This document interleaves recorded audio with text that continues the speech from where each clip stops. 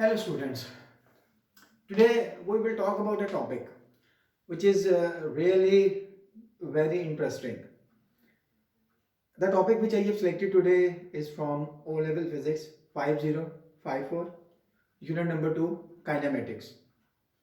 This is my teaching experience that the students even in the final year they are not able to understand the basic concept of the kinematics due to the lack of practice. So I will make the lecture really very interesting and I will explain each and everything, especially related with the graphical portion. From this chapter, many times question will be asked from section A, and when they will mix this chapter with the dynamics, the question contain the 15 marks. So you must have really very good practice for this chapter. So let me start the basics of the kinematics. The first thing is the distance and the displacement. What is actually distance? For example, if I will move from this point A, zigzag path, curve path, then it is a straight line, then again curve, I will reach city B. This is the actual path. This is called the distance. The actual path traveled by an object is called distance. But you can see an arrow sign from A to B in a straight line in a particular direction, and this one is a shortest distance between 2 points. So this is called the displacement. So displacement is the shortest distance between 2 points in a particular direction. In distance, no particular direction is required, but in displacement, a particular direction is required. The definition of the distance is the actual path traveled by an object is called distance. For displacement, the minimum distance traveled by an object in a particular direction. In other words, we will say this is a shortcut, but this shortcut should be in a straight line, only in one direction. Now, the questions related with these two topics, if I will move from A in a straight line, reach towards destination B, so what will be the distance and what will be the displacement? Look guys, from A to B, there is no curve path, there is a straight line. So this is a distance as well as this is a displacement, because I have started from point A, I have stopped at point B. So distance and displacement can be same. So you can quote this example in your answer script if they will ask. In number 2, what has happened? We have started moving from point A, reached to the point B 20 meter, and then I have started returning back 5 meter. I stopped at point C on my return journey.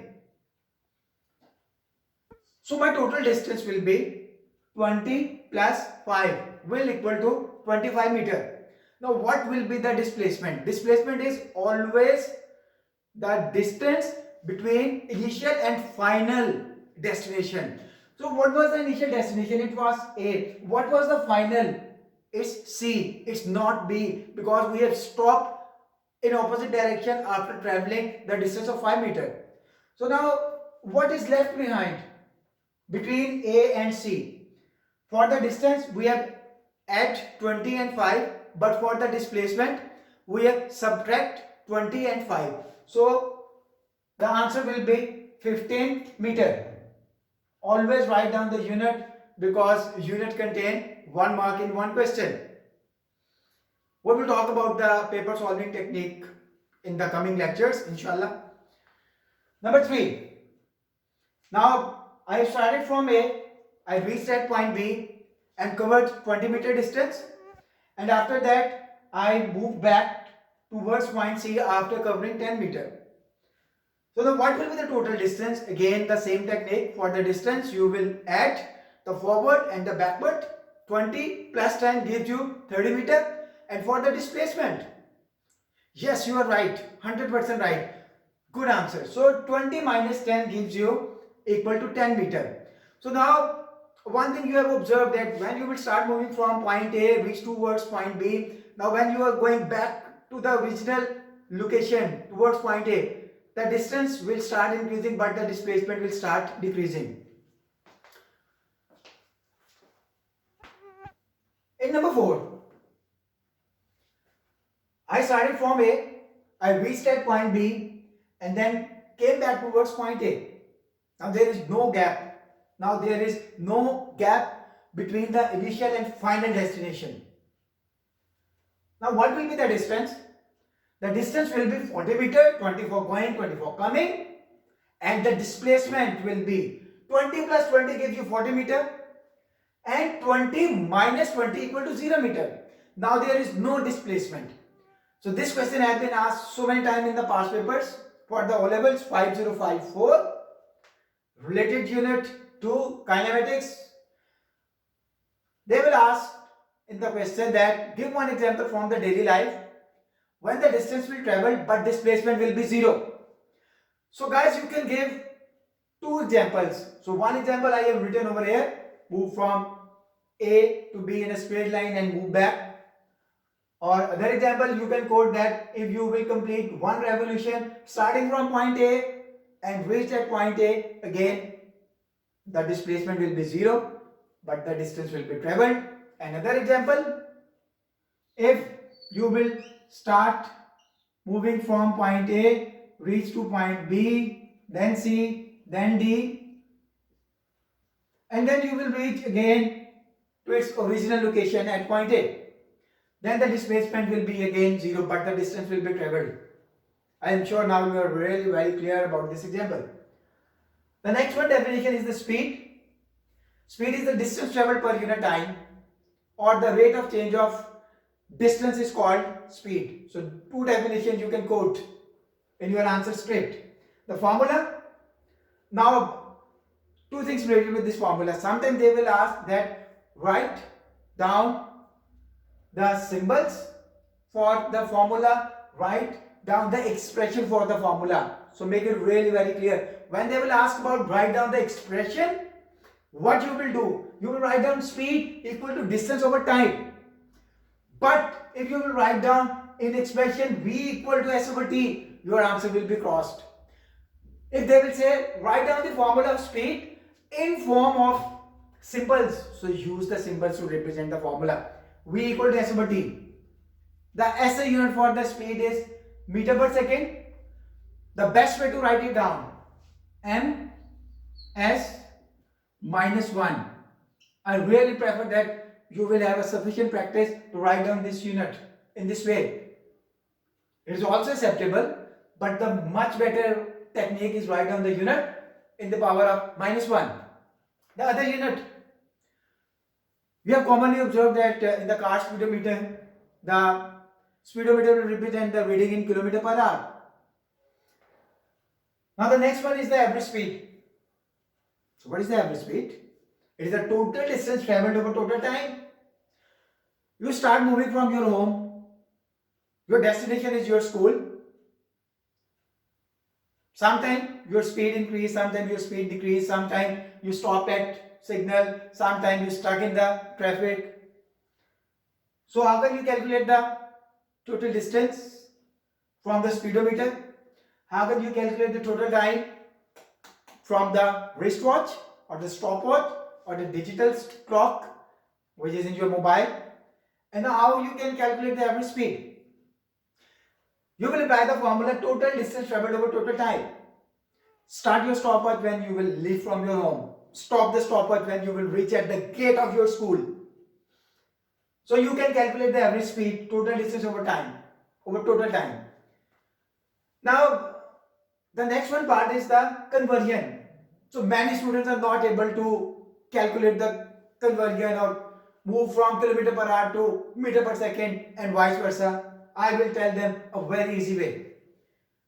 Now the question is convert 1000 km per hour into meter per second. Now guys, from chapter number 1, you have to remember the values of the prefixes. K, small k will stand for 1000 or it stands for 10 power 3. So 1 kilometer contain 1000 meter. So 1000 into 1000 and 1 hour contain 3600 seconds. So what you will get? 277.77. One thing more. Now this answer is in 5 significant figure. This is not acceptable in paper. The answer will be acceptable in 2 significant figure or maximum 3 significant figure. So you will round off that answer. So it will become 278 meter per second. Or simply another shortcut to convert kilometer per hour to meter per second. Whatever the value is given, let's suppose 5000 kilometer per hour. You want to convert that into meter per second, divide 5000 by 3.6. You will get your answer. So I have done the same. The first one I have adopted the method of the long convergence, multiply by 1000 divided by 3600. But in the second part, I have divided 1000 divided by 3.6, so I got the exact same answer. Now the vice versa. Now meter per second is given and it is required to convert into kilometer per hour. So 100 meter per second is the value which is required to convert into kilometer per hour. What you will do? Multiply by 3600 and divide it by 1000. Again, more calculation is required. So more calculation means more chances of the mistake. So the answer is 360 km per hour. And what is the alternate? What you will do? From meter per second to kilometer per hour.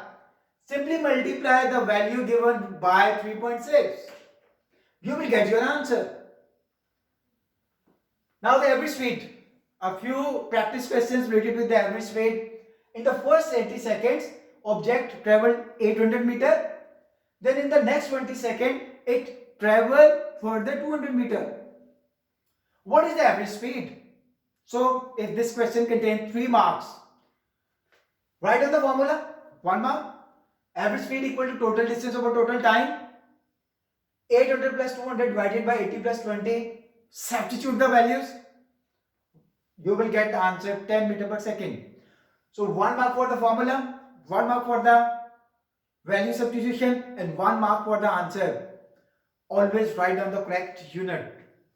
Once again, the unit contains 1 mark in question. So if you write down the wrong unit, if you do not write down any unit, 1 mark will be deducted from your question. Now the difference between the distance and the displacement. Already you have done chapter number 1, in which the last learning objective was the difference between the scalar and the vectors. So distance is a scalar quantity, it doesn't require a particular direction, while displacement is a vector quantity. What is the reason? Look at this diagram.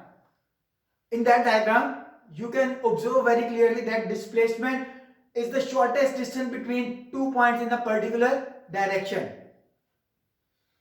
So in the next slide, we are going to discuss the velocity, we will discuss the acceleration